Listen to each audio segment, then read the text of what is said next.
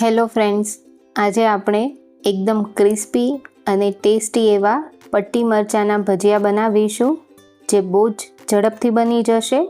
સાથે આ ભજીયામાં તેલ પણ નહીં ભરાય અને એકદમ ક્રિસ્પી બને તેની બધી જ ટિપ્સ હું તમારી સાથે શેર કરીશ. તો પટ્ટી મરચાંના ભજીયા બનાવવા માટે અહીં મેં 150 ગ્રામ મરચાં લીધા છે અને આ મરચાં મીડિયમ તીખા હોય એવા છે. જે મરચાં તમારી પાસે અવેલેબલ હોય તેના તમે ભજીયા બનાવી શકો છો. હવે પહેલાં આપણે મરચાંમાંથી પટ્ટીઓ કાપી લઈશું. તો તેની માટે પહેલાં આપણે મરચાંમાંથી બિયાનો ભાગ કાઢી લઈશું અને મરચાંની તીખાશ કેવી છે તેના પર ડિપેન્ડ છે કે તમારે નસો કાઢવી કે નહીં. અને એ પછી મરચાંને આ રીતે પટ્ટીમાં કાપી લેવાના છે. તો અહીં આપણે મીડિયમ પોળી હોય એવી પટ્ટીઓ કાપી છે. એવી જ રીતે બધા જ મરચાંને આ રીતે મેં કાપીને તૈયાર કરી લીધા છે. હવે પટ્ટી મરચાંને એકદમ ટેસ્ટી બનાવવા માટે તેમાં 1 લીંબુનો રસ નાખીશું, જેની ખટાશ એકદમ સરસ આવશે ભજીયામાં. સાથે સ્વાદ પ્રમાણે મીઠું લેવાનું છે અને બંને વસ્તુને મરચાંમાં વ્યવસ્થિત મિક્સ કરી લઈશું અને આ મરચાંને અડધી કલાક રેસ્ટ આપીશું, જેથી મરચાંમાં મીઠું અને લીંબુ એકદમ સરસ ચડી જશે. હવે ભજીયા માટેનું ખીરું બનાવવા માટે અહીં 1 કપમાં 2 ચમચી ઓછો એટલો ચણાનો લોટ લીધો છે. તેમાં 2 ચમચી જેટલો ચોખાનો લોટ નાખીશું. સાથે 5 ચમચી હિંગ અને 5 ચમચી અજમો લેવાનો છે. અજમો નાખવાથી ભજીયાનો ટેસ્ટ એકદમ સરસ આવશે. તો અજમાને હાથેથી થોડો આ રીતે મસળીને લઈશું અને એ પછી પહેલાં થોડું પાણી નાખીને એકદમ ઘાટું ખીરું બનાવીશું, જેથી ખીરામાં કોઈ પણ લમ્સ ના રહે.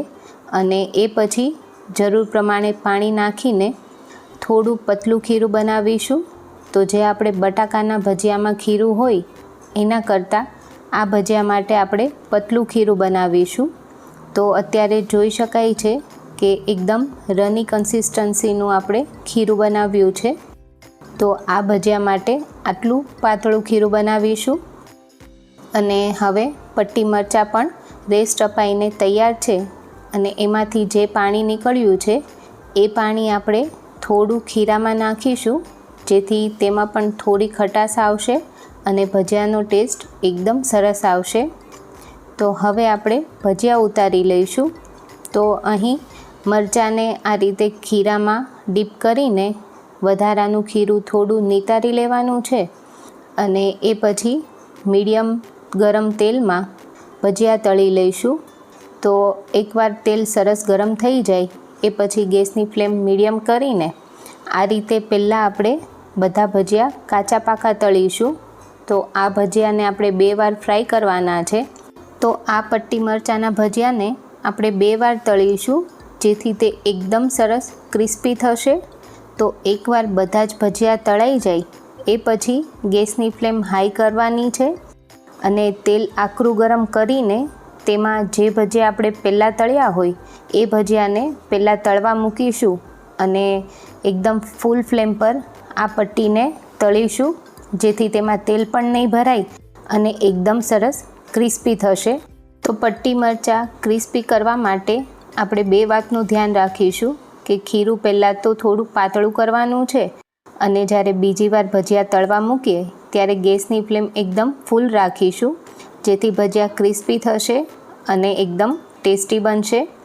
તો આ રીતે આપણે બધા જ ભજીયા તળીને તૈયાર કરી લઈશું અને જ્યારે બીજી વાર આપણે ભજીયા તળવા મૂકીએ ત્યારે એ ભજીયા માત્ર 30 સેકન્ડમાં જ તળાઈને તૈયાર થઈ જશે. તો એકદમ ઝડપથી તૈયાર થતા ક્રિસ્પી અને ટેસ્ટી પટ્ટી મરચાંના ભજીયા ઘરે ચોક્કસથી ટ્રાય કરજો. સાથે મને કમેન્ટમાં જણાવજો અને મારી ચેનલને સબસ્ક્રાઈબ કરજો. Thank you.